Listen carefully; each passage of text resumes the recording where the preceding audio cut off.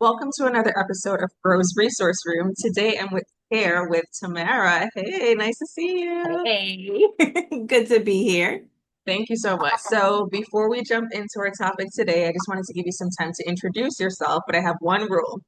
You Okay. can't start off with your titles. You can't be mom, you can't be wife, you can't be whatever role or title or hat you wear or play. You have to tell me about yourself, and then you can tell me all the 200 things that we do as women. Got it. Well, I am a waterfall chasing, um, adventure seeking, risk taking woman of God. Love it. Um, I am a faith adventuring. Let's just try and see. Let's see if this works kind of woman. Um, yes, of course. I am a wife and a mother and daughter and all those things. But I love that you start out that way because we tend to confine ourselves to particularly this word, I am just Hmm. something. And there's a lot that I am. And I'm grateful for the who I am and what that brings to the table of mom and wife and church member and homeschooler. If I'm not true to who I am, then it's hard to serve in those other roles. Correct. And if our identity is tied into one thing, if that thing gets taken away, snatched away, or removed by God, then who are we if we're not the thing? If we're not the corporate Right. mom, or we're not the career woman, or we're not the nurse or the doctor, or whatever these titles or roles are, then who are we when that outside title gets snatched away? Yeah. So I love that. Yeah. So the formal answers. um, yeah, I am a homeschool mom since 2013. Um, I've graduated my oldest, so she is now a rising sophomore at North Carolina A&T, doing very well. Um, and my youngest is a rising high school freshman. So super excited for that. I can't even say finish line. They're almost finished with their education. I'm not done. I got a lot to do after. That's right. But this homeschool journey has been a such an incredible adventure, and not just with my kids, but with God. So I'm excited to share all the things. So tell us a little bit about it. Like, were you one of those moms who, before you even got pregnant, you were like, I just want to homeschool my kids? All right, so tell me, how did you get started? How did you get tricked into it? How did you get blessed? Like, tell us all about it. Oh, I never envisioned myself even being a mother. Okay. I was going to be the successful rich auntie. Okay. I wanted to take my nieces and nephews on fabulous trips and give them back. Um, and I got married, and my husband's like, "What? We having kids?" I was like, "Okay, fine." um, and I don't know that we ever really sat down and discussed their education. Once we had my daughter, he was like, "Okay, so there's only one Christian school near us," and I was like, "Why are we going to Christian school?" Now, mind you, I've been saved nearly my whole life, But you didn't and think about, yeah. it didn't dawn on me because I've been saved since I was a child. I gave my life to the Lord at 11, and I've grown up in church and in ministry.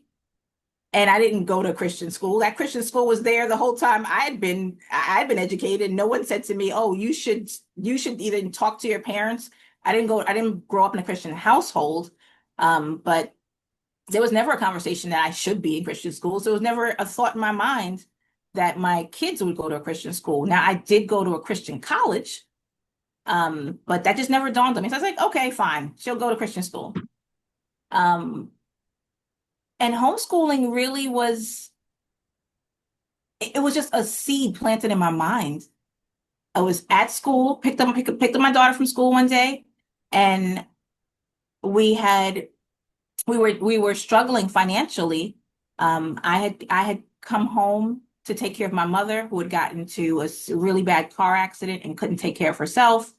Um, my dad, his work schedule just didn't allow for him to be there and still take care of her, and she couldn't walk. So it was like we couldn't send someone to the house because she'd have to let them in and she couldn't walk. Wow. So they agreed to pay me to take care of her. But that pay wasn't commensurate with my salary Of course. and with keeping a child in private school. So I had mentioned to the principal, I'm waiting for this judgment. They're supposed to pay me. They haven't paid me yet. They're trying to argue whether I'm qualified for them to pay me. And she said, "So, are you thinking about homeschooling?" And I was like, "No, that didn't even cross my mind. Like, where did you get that idea from?"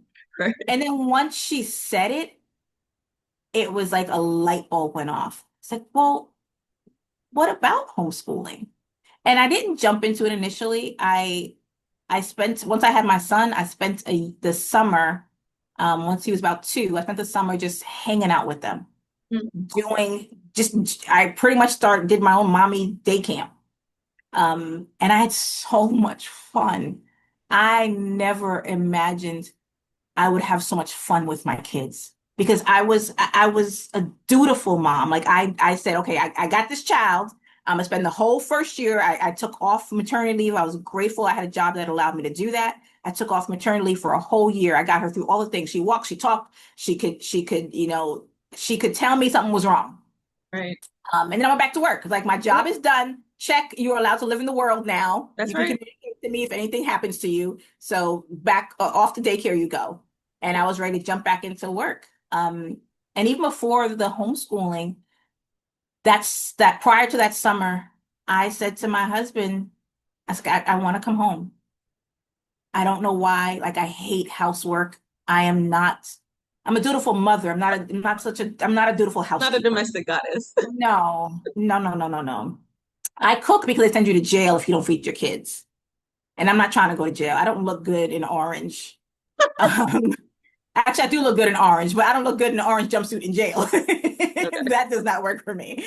Um, but yeah, it was a series of things like just that desire just hit me one day. I want to come home. And then that voice of you think about homeschooling? Well, no. And then it's like, well, let's just see what this summer would like if we just hang out.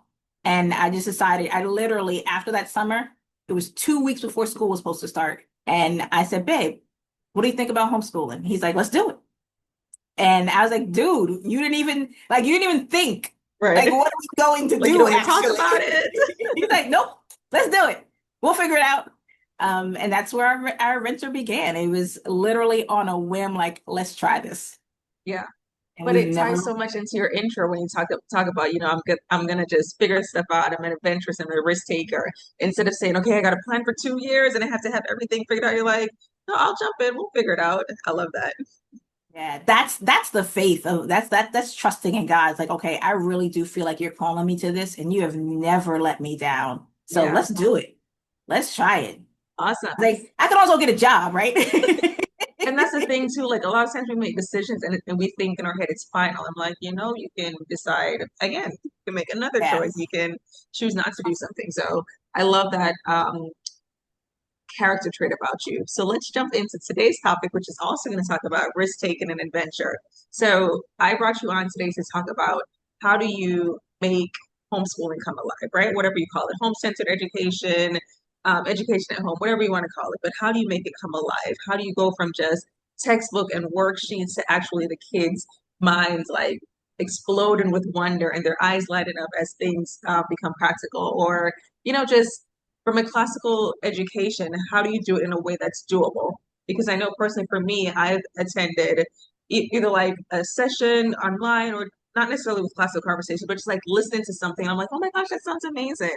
Like, how do you do it? How do you take it home? Yeah. So I realized after I started doing workshops on field trips. And they weren't related to the fact that I was part of classical conversations. But classical conversations made it easier to plan them because our curriculum is already structured. And so I know what we're going to do the whole year. I know what we're going to study. So I can easily plan um, for movies, for field trips, for museum exhibits. I can tie things in without much of a hassle. So that makes it simple.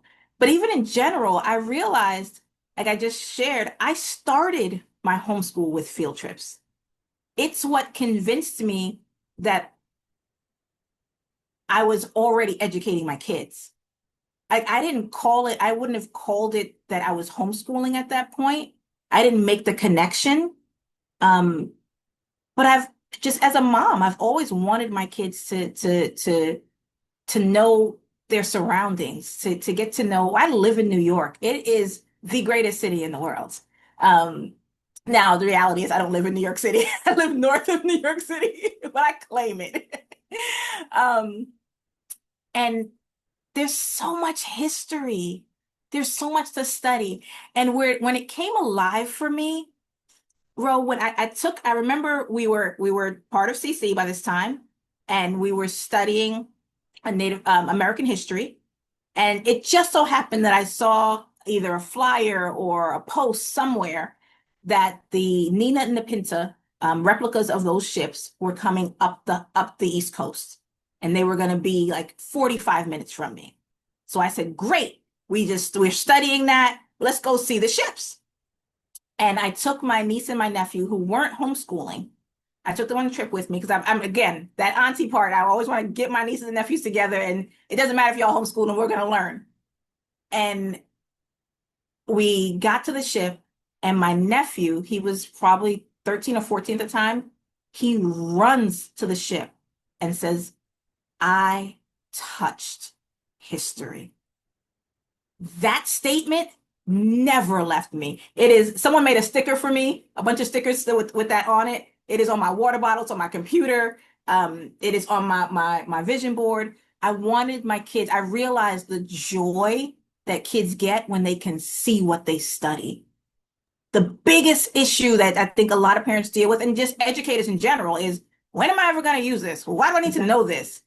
But when they get immersed in something that they're studying, there's no stopping them. They will stay up all night to learn a little bit more. So Yeah, that's where it started. yeah. And it's like it's always an adventure to do that and to I have them really, see that. yeah. I really enjoy you sharing that story because I understand the sentiment. Like, if you're going to teach someone about an apple and you want to show the core and the this and this and that, why show them on paper? Grab like a real life fruit. Right. And I remember taking my kids to George Washington's Crossings when we were studying about George Washington. And they literally walked in history. They were like, okay, and that was the river that, gave us that win. And it was a cold night. And like they literally got to hold like the ammunition and like all these different things. And you could see the excitement and the wonder come alive versus Yeah. me saying in 14 this and in 19 this. And like Yes. the facts are one thing if you just want to pass a test. But if you really want a kid to come alive and understand what they're studying and then start to even use logic and like see it from Right. God's side, like, so what do you think God thinks about this? Or so, if we don't want that to happen again, what should we do differently? That's when it really comes Yeah. alive, not a bunch of checklists or facts.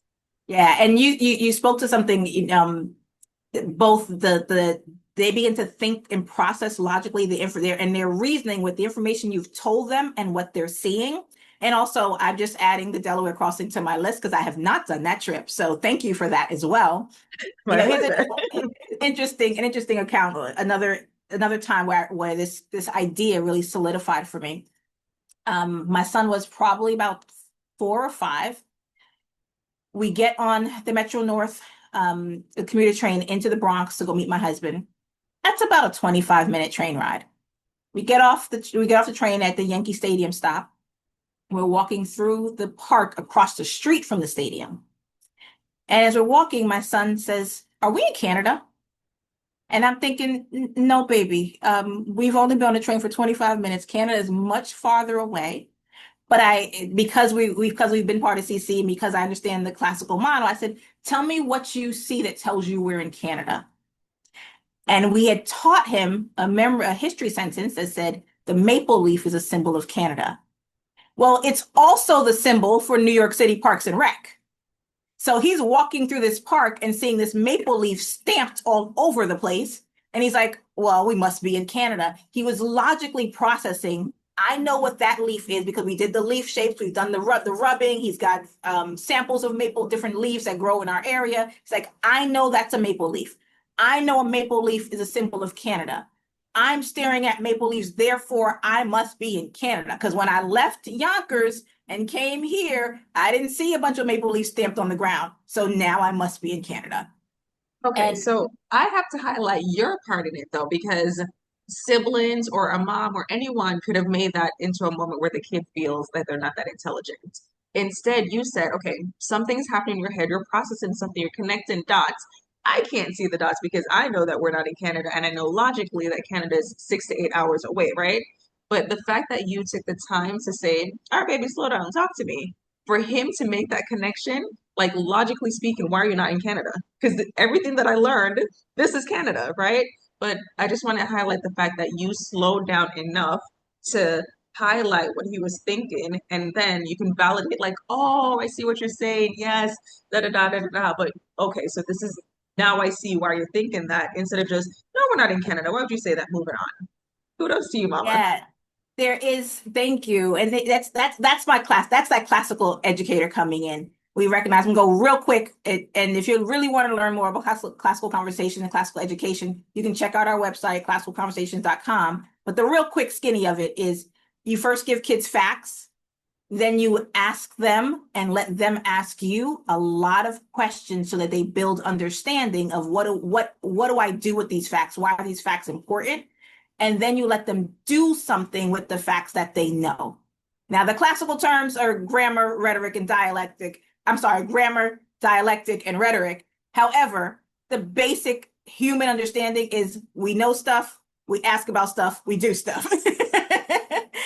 And I That's the love how you simple broke that down simplicity too. of it. Yeah, because as you were talking, it made me think of the scripture, in all you're getting, get understanding. Right? Yes. So the fact that it's not only you're asking them questions, but allowing them to now say, okay, this is what's coming from my head, and trying to make those connections through questions that really puts it all together. And it's biblical. All right, Cece, that's Yes. scriptural. And and as the kids get older, it's more important that Mm, we as parents are open to those questions. Now here's where we've got to walk our kids through some character teaching, because their questions sometimes out of frustration come across as disrespect okay. because they're like, well, why I got to do that? And the neck starts rolling and the fingers go up and their voice goes up, and as a parent you're like, you have to resist that urge to smack this child. Resist the urge and say and recognize, okay, hold on, I'm going to need you to say that differently, Mm, and I'm going to address your question. And so when the issue when the and taking it outside of a field trip, if the question is, hey ma, um I'm 13. My friend's 13. We both, our families go to the same church. We're both Christians. She can wear a shirt that's cut off and shows her belly button, and I can't. Help me make that make sense. Because we're both homeschooled, we're both Christians, we're the same age, we both have Christian parents. How come it's not allowed in our house, but it is allowed in her house? And they're trying to understand. They're trying to reason through what is the difference, because this doesn't make sense to me. And we've got to pause and think, okay, let me hear the question. mm, Let me address the disrespect. We'll mm, fix that. But they do have a legitimate question that mm. they're trying to reason through. And it's through these real life experiences, when it comes to their academics, you start to realize they're not, they don't stop thinking because you close the book. Right. In Now fact, they're that's probably when staring, they're really thinking because they have time to right. process. Yeah. And they're pulling in their real world is drawing out something that they've studied. And now they're trying to figure out, how do these things fit? And so simple things like you mentioned, the Delaware crossing. Um, my kids were teasing me just the other day because they said I used school as a reason to watch TV. And he said, because you play the same movies all the time. You just wanted to play those movies. You really like those movies. And one of their examples was the not Mr. Peabody and Sherman. It's an animated cartoon where the dog talks. The dog is his pet. Actually, the human is the dog's pet, which is really crazy. But the dog builds what they call a wayback machine, and he goes back into history And so he goes through these different time periods that we have studied in our curriculum. And it was just fun to just have a different glimpse of those different things all together in one place. Yeah. Or the movie Zootopia. The Mhm. beginning of that movie starts out with them going on a train and they go through all 7 biomes of all scientific biomes. And so it's another way to showcase that. Um, and it was easy. Like I don't have to go anywhere, I don't have to spend any money, and we get to review it and we get to have fun as a family. Just pop it was it's movie night and it's also review time. Right, exactly. In a more practical way. All right, so you're Right. giving us the gems. You talked about field trips. That's like the best way to have something come alive because they're literally seeing it, they're walking in it, they're touching it, they're feeling it. You just talked about movies, and then obviously we can talk about books too, right? So, what are some other ways to make like either memory work or just education come alive? Um, it's interesting, like with the word itself, educate means to draw out. Okay. And so the idea is how do I I've put some stuff in, how do I Mm-hmm. get it back out? Mm. And that is through, and it like I'd say field trips, but it really is just activity. Okay. Um, I think stories paint some of the best pictures. My husband was making a smoothie in the kitchen, and he happened to say out loud, "How many ounces are in 1 cup?"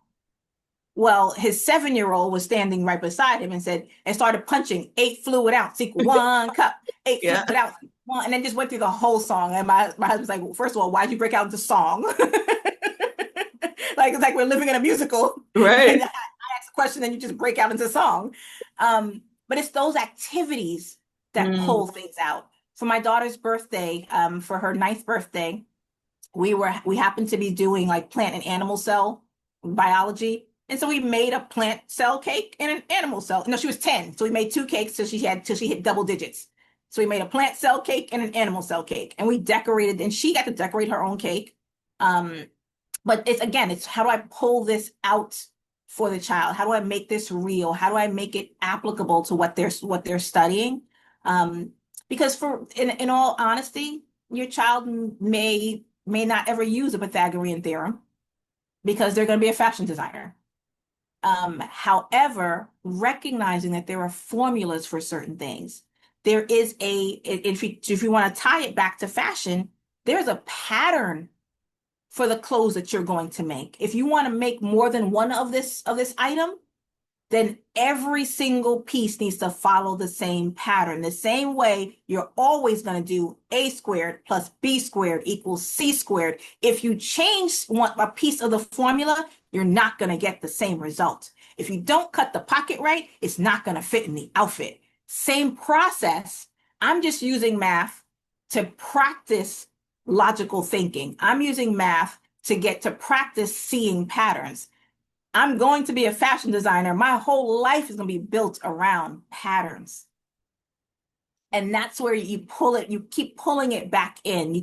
And some of it comes naturally. Like you don't have to create a trip for everything. So it's just a lot of stuff just comes through regular life and recognizing those moments.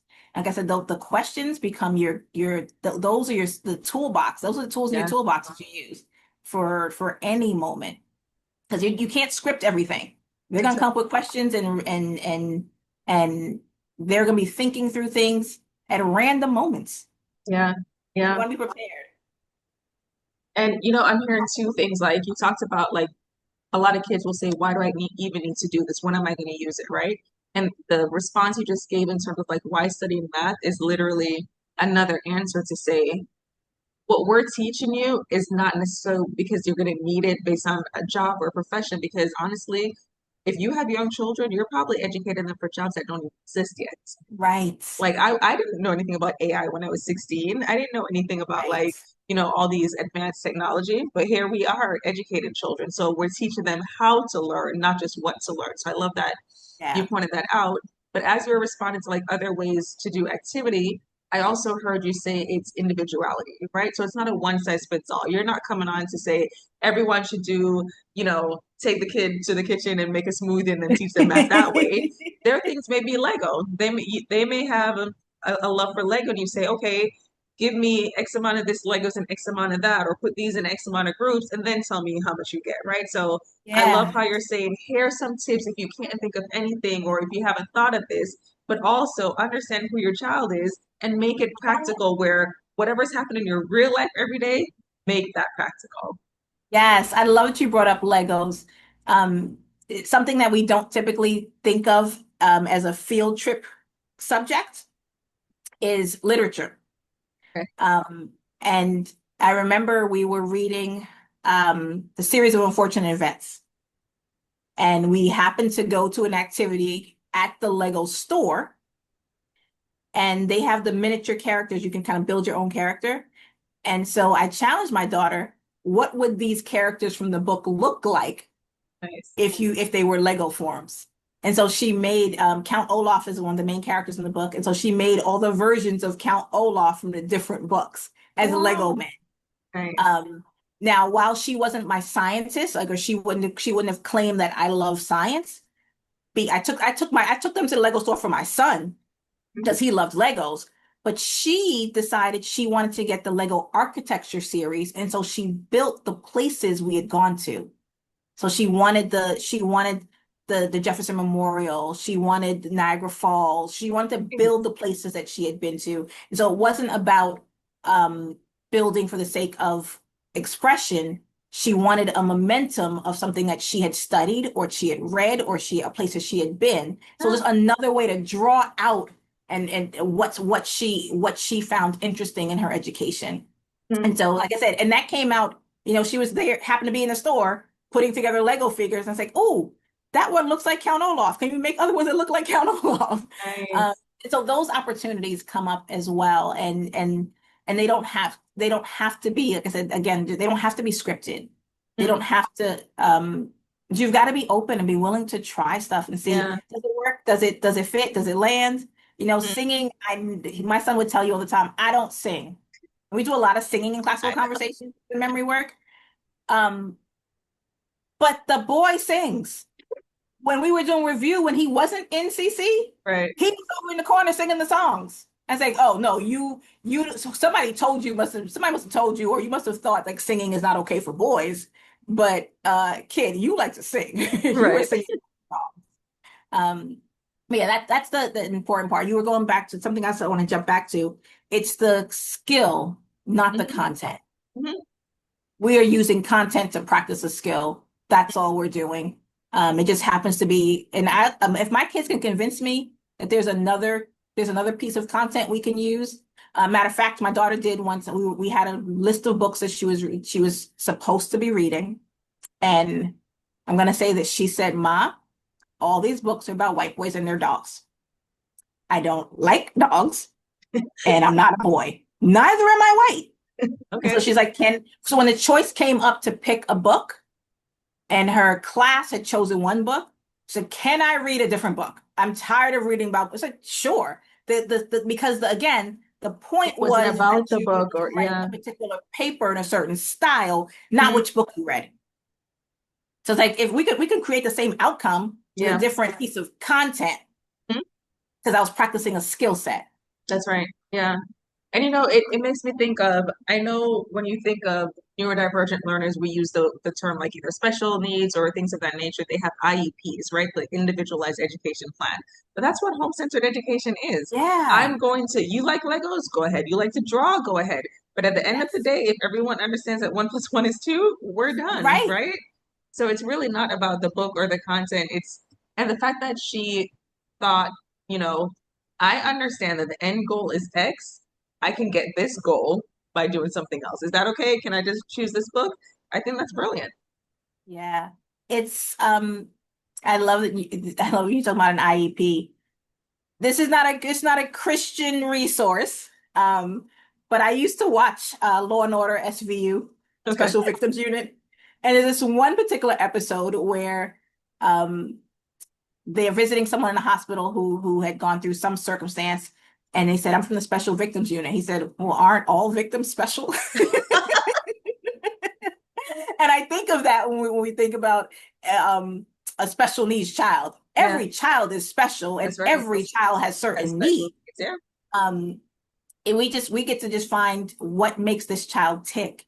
And sometimes, bro, especially for in this day and age, our kids need to get outside. Our kids need to be in the wild. Agreed. Um, there's too much time, even in homeschooling, that we are inside or at the table. Can we be on the floor? Can we sit on the porch? Can we close the book and just have a conversation? Right. Yeah. That's where it comes from. Another field trip experience, we had gone to Frederick Douglass's house in Maryland. And because kids are small, my son recognized that all of the curtains in his house had um a shackle as the curtain tie. Interesting. And the tour guide, my son's like, "What? Why does this have metal?" And the tour guide said, "Oh, I'm glad you noticed that." And I recognize his height is the only, we're all up here and he's down here. He said, Frederick Douglass consistently, um, his house is a living museum to his life. And he Oh, wow. never wanted to forget. He had his house faces, he actually, his house in DC, his house faces Maryland because he never wanted to forget where he came from. And he has children's size slave shackles around his curtains because Yes. he never wanted to forget what it was like when he wasn't free. And it's those sometimes our kids see things from a different perspective, from a different Absolutely. level. And so it's when we put down the teacher's guide, when we close the curriculum, when we're willing to have the conversation, whether it's at a movie, at a museum, at the zoo, at the park, along a hike, going to the grocery store, when we're willing to get them into the real world, they will see the world from a different perspective. The That's right. things we've given them, they have a different way of using it, Mhm. seeing it, understanding it, and they'll teach us a whole lot Yes. Yeah. if Two we're things open. sparked when you just said that. So my boys have soccer from 8 to 11, and I had meetings in between. So instead of going home, going to pick them up, I just stayed there. But I had my 2-year-old baby, and he was playing with this other little boy, and they figured out a very interesting way to use a gate. And I was like, huh, I would have never used that. But they created a game where like the ball had to go over the gate. They created something. I'm talking about a 2-year-old and a 5-year-old. Whatever they communicated, they figured out a game. And it's like, that's why you allow kids to use their imagination versus say, Yeah, there's this and this is how you use it. But another thing you said that I don't know if it's culture for me or personality, but when you said, can we just sit on the floor? That's something that as a homeschool parent, I had to get used to. I remember yeah, when I was doing research for curriculum, one vendor had something called couch subjects. I'm like, who sits on a couch and does school? School should be done at a desk, at a table. But again, remember, I am Jamaican with British, upbringing. And I had to say, if you can sit on the couch and you can get the same outcome, right? Back to the same outcome. If you can get the same outcome that you can get at the desk or at the table, who cares if you're on the floor or if you're yeah, on the couch? And my point in saying that is not just to show you that I have a lot going on in my head, but a lot of parents say that they want to do home-centered education and we take public school and we bring it home, and that's not the goal. So if they hear anything today, I hope they hear the importance of activity, like you said. Call it a field trip, call it making it practical, whatever you call it. Activity is important. Get them babies from the desk. yes. Get them outside in the wild. Yeah, I know they think homeschool kids are crazy, but let's be a little crazy. Let's be weird. Why not? It's fun. let's be free, right? Yeah. Off the That screens. part. Let's be free. Let's be free. Yeah. My kids are like, can we go to the trail? And I'm such like a type A person. Like, I'm like, we can go this part. And then they're like, let's do here. I'm like, I don't know how to get back to this car. Like, we're going to be stuck in here. But I have to follow them sometimes and like go out. Like, I'm a risk taker when it comes to like skydiving and scuba diving, but like getting lost in the woods. I am learning to become that person. Like you said, allow the kids to teach you. They Yeah. have taught me so much. They have me driving 3 hours before. My friends would be like, bro, I want you to come this thing. It's more than 20 minutes, but you can still. Now I'm like driving to Pennsylvania in one shot, So our Yes. kids, I think we need to understand that this is much not only redemption of our education, but like you said earlier, we never stop learning. When you're finished with the home-centered education, you still have 101 things you want to learn. And that's beautiful. Yeah. And that I'll wrap up with these couple things. Sure. One, I'll give you my getting lost philosophy. Okay. I'm not lost. I'm just not going in the right direction. I know where I am. I'm right here. You know, the sign that says you are here. I am here. I just shouldn't be here. I just got to find the right direction to go. But I know where I am. I'm here. So that's my way of laughing through it. And I've gotten lost, and I've had to pray my way home from Indianapolis to Chicago when I only just came to Chicago the day before and drove to Indianapolis for a children's museum trip. And I was like, I don't know how to get home. The GPS is dead. My phone is dead. Lord help us. Um, and then you And we talked don't about need like to when, hear the end of the story because you're here. You made it back yes, eventually. I made it. I made it. Everybody was alive. We made it. Um, and you talked about like once we finished, Yeah. part of part of that growth, part of that joy that'll come out of our educating our kids is finding time to find joy for us. Mm, So I have a coloring book, and I sometimes when I'm stressed, I'll just break out my coloring book, and the kids will come around. Can I color too? My 18-year-old will come in my bed, grab up my coloring book, and start coloring. oh, wow. There are times when I read random children's books because I love the pictures. Yeah. Yeah. And they're like, and again, the 18-year-old, she came home for Christmas. She's like, so where's the we used to do this 25 days of Christmas, and we'll pick a different book. They both had their own basket of 25 books, and we read a different book every night for until Christmas. She came home, she's like, where's the basket? And I'm like, I didn't think you would want to do the basket. She's like, I want a basket. Um, I tried to get my kids to go on hikes, and they were complaining their legs were breaking down and falling apart, and they could not move. And now they look for things for us to go to. Mm, So, bless you. excuse me.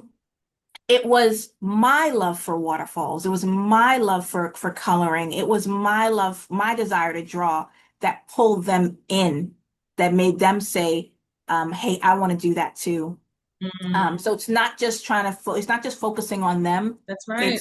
It's find something that you love to do and show them. That's also a lesson. Show them that it's okay to do something simply because you enjoy it and you can do it by yourself. I do not take them on all my trips. I come home and tell them about it, and they're like, "Can we go?" Sure, let's go back. And it's great for me to go back and figure out what did I not see the first time, what didn't I enjoy the first time, and how do I not get lost when I take them. All right. But that's a really important part, because our lives will continue after our homeschooling Mm, stops. And if we haven't spent time really enjoying our own lives, it's gonna be a difficult transition. So those field trips are not just for the kids and their education. It's for you mm, as a mom to find some quiet, some solace, some peace, some joy. It's for you as a couple to create memories together when the kids are no longer there. yeah. And it's a lifetime of learning. I don't know if my kids will enjoy Delaware Crossing, but I would. And Yeah. sometimes I don't ask them if they're gonna enjoy it. They just go. And sometimes I'm like, nope, I want to do this by myself. Yeah. I really, really appreciate you for bringing that piece up because, a lot of times we talk about the rainbow and the sprinkles and the joy and the curiosity of education, but it's not always that, right? Like there's some days that are harder, but I think just you saying, I have my to go when I'm feeling overwhelmed, I color. And I have things that I enjoy and I choose things that I want to do and hopefully they'll enjoy too. But if not, they're going to Yeah. model, I'm going to model what it looks like for me to enjoy something. I really appreciate you bringing that up because people need to understand that if they're having hard days, there's nothing wrong. It's just a part of life. Like we know that the enemy comes to steal and kill and destroy, but God came for us to enjoy life and to have life more Yes. abundantly, right? So we can enjoy home-centered education. We can enjoy every day, even in the midst of hard times, because it's always something that we're learning. Yeah, you're so on point with that. That's it. It's modeling. The biggest part of education is modeling for our children what it's like to learn. If we're looking to create lifelong learners, we've got to be lifelong learners. Right. It's not just that we We learn so we can teach them. Exactly. We learn because we're interested. We learn because we want to delve deeper into God's world. And that they will pick up, that they'll remember. So once their education is finished, they're like, oh, yeah, I want to keep learning. Because like you said, AI jobs, we can't teach them about right now. So they have to We're learn that still on trying to their figure it own. out. They got to go back to, what do I got to know? What do I got to do? How do I create something from it? That's right. That's right. Oh my gosh. Any final thoughts? Like you're such a wealth of information. I really, really enjoyed having you here. Is there anything else that's on your heart that you're like, you know what, let me just tell them this real quick? So for the mom who does want to plan, Okay. I went through the freewheeling, if it comes up, it comes up. But for the mom who really does want to plan, literally, I'm gonna walk you through this. Get a piece of paper, put it landscape, fold it in half so that you have the longer side, and then fold it in thirds. You'll have 6 boxes on both sides. We're gonna use both sides of the paper, and literally put the months of the year: January, February, March. If you want to be quick, just write the first letter. Put the holidays down, birthdays, and think, Phil, if you're wanting a trip list, think of what are the holidays that we're celebrating and how can we celebrate them in a different way. Birthdays included. What are we going to do for the birthday? And can you include any even portion of the birthday celebration that has an educational component? It doesn't have to be education. It doesn't have to be like, let's break out the books. One of my son's birthdays, we went to the Science Museum in New Jersey, the Liberty Science Liberty Center. Science. Yeah. They had a exhibit of Pompeii, and he had read about Pompeii for one of Yes, his. we went too. And so like those things you can schedule out. And then just you take a separate list, separate piece of paper, and just write down the things you want to do, the things you love just because you love them. You want to go to a tulip festival, you want to go to Like heights. a hike, a waterfall, make your list of things, and then just take that list and stick it somewhere in the calendar. And now you have a ready-made calendar for the year of trips that you can do. And then don't be restricted by it. Mm. If you put in January to do something that you could also do in June, it's probably better. It's warmer. January's cold. It might snow.